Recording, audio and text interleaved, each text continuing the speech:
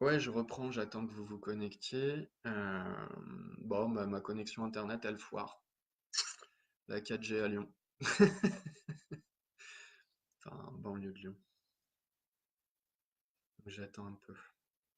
Le temps que vous sortiez de la vidéo d'avant et que vous vous reconnectiez à celle-là. Je vais répondre à la question sur le deuxième bouquin, qui moi m'a marqué en tout cas par rapport à ça, qui sent bien l'essence des choses.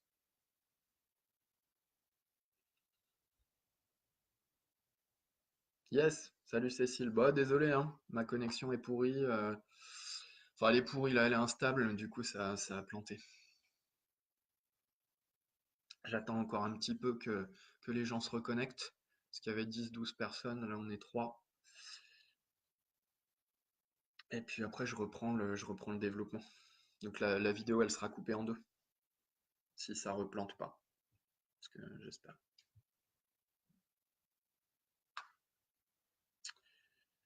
Ok.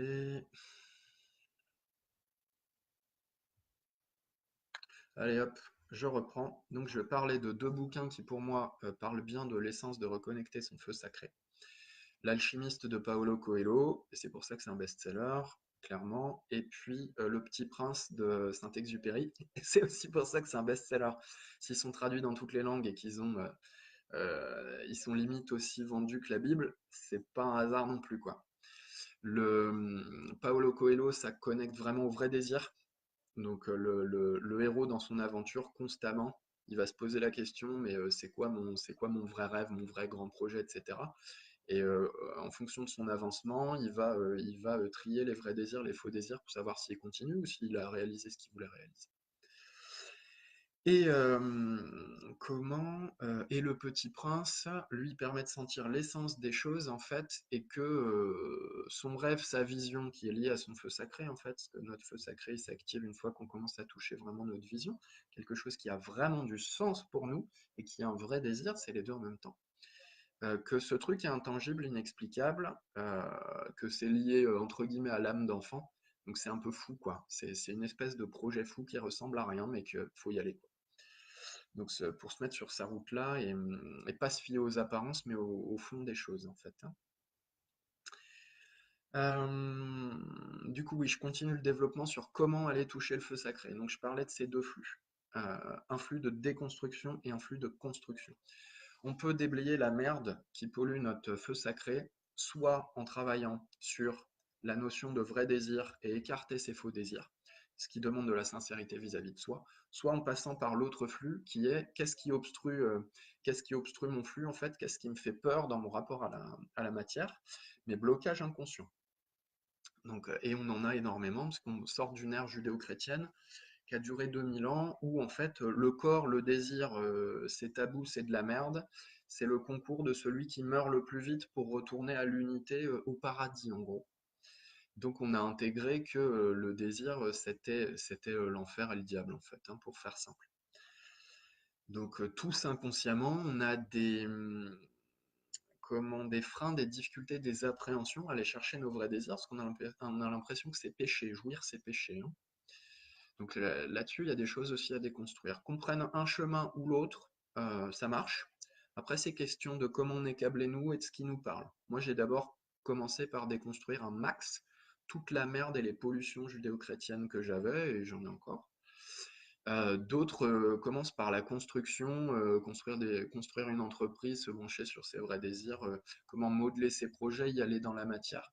Les deux fonctionnent, de toute façon, au bout d'un moment, ça se rejoint, on ne peut plus avancer. Moi, là, aujourd'hui, je ne peux plus avancer. Juste en déconstruisant, c'est mort. C'est pour ça que je passe de la simple thérapie, qui était mon métier, à thérapie plus coaching. Et que des coachs passent du simple coaching à coaching plus thérapie. C'est une généralité, une simplification, hein. Du coup, j'insiste sur le comment aller chercher son flux sacré. C'est pas un truc magique, c'est pas un coup de baguette magique, ça tombe pas du ciel. Ça demande un vrai engagement vis-à-vis de soi. Ça demande de brancher une volonté brûlante, un truc qui sort des tripes. Bah maintenant on y va. Ma vie me fait chier là, ça m'emmerde tout ça. J'ai vraiment envie d'y aller.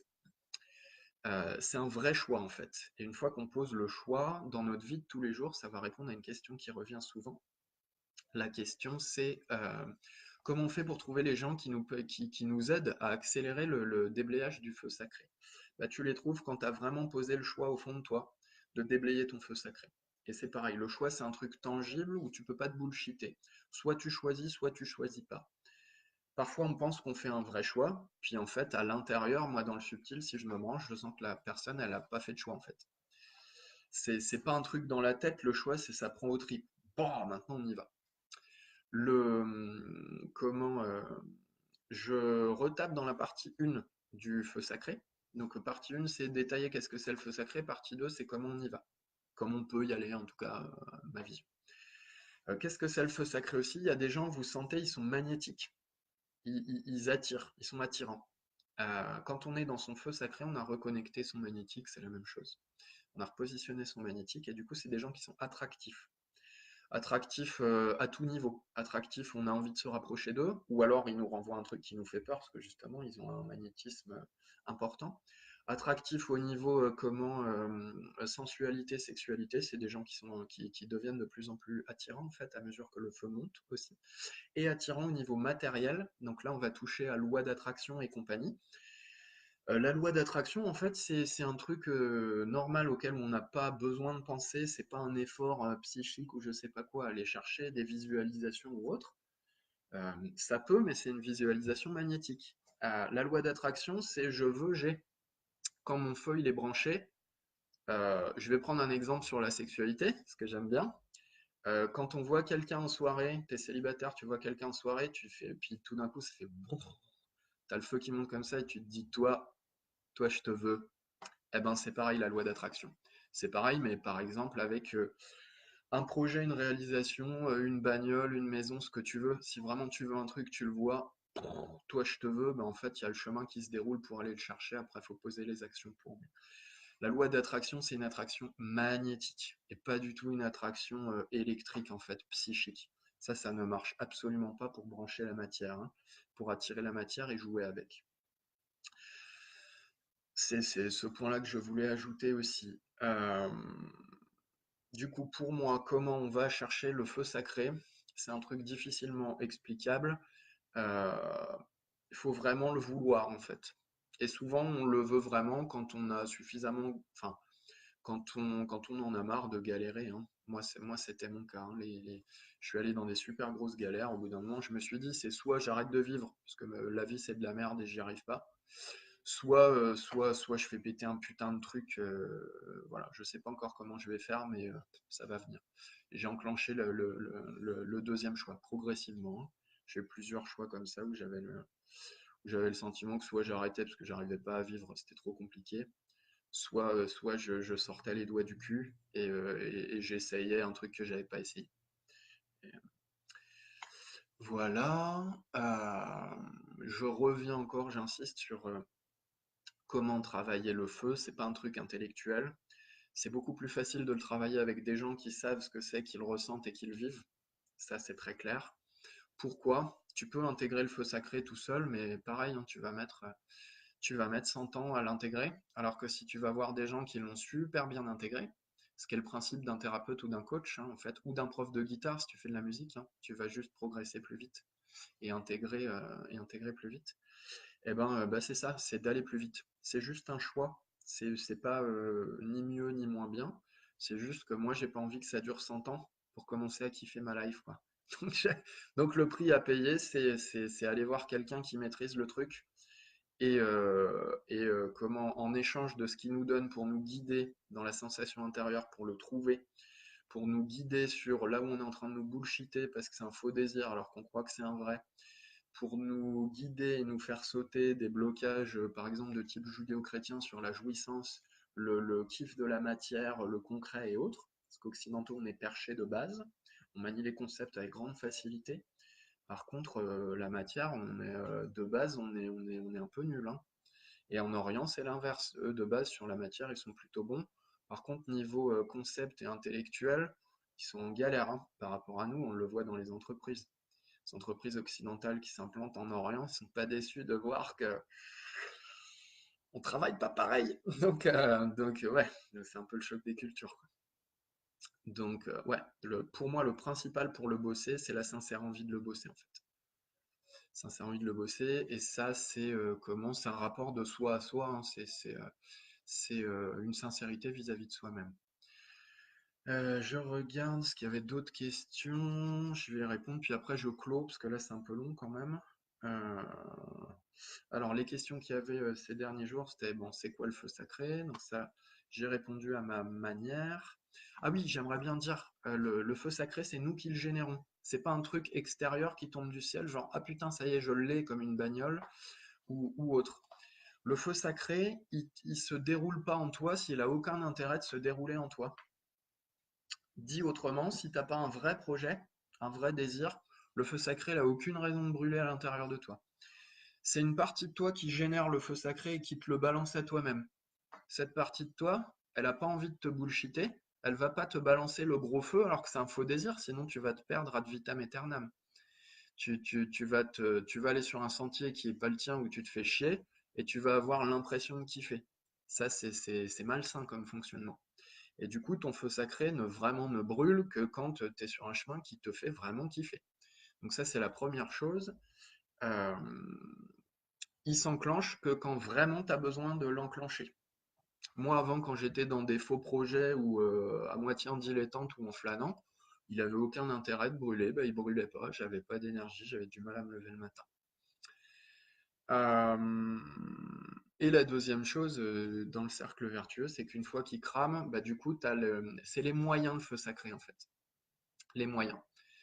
T'as aucun intérêt de te donner les moyens de réaliser un projet si t'as pas de projet en fait. Tant que t'as pas de vrai projet, bah, tu te donnes pas les moyens d'aller réaliser ton projet vu qu'il n'y a rien en face de toi. T'as pas de direction, t'as pas de destination que tu as choisie.